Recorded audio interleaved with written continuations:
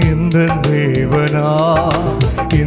தேவனால் நிச்சயம் நான் ஆசீர்வாதம் பெற்றுக்கொள்ளுவேன்.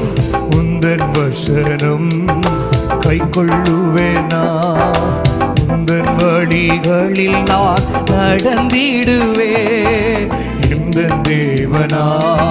இந்த தேவனால் நிச்சயம் நான் ஆசீர்வாதம் பெற்றுக்கொள்ளு.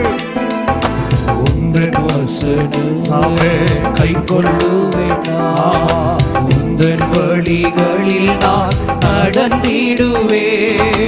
தேசத்திலும் ஆசீர்வாதமாயிருப்பே,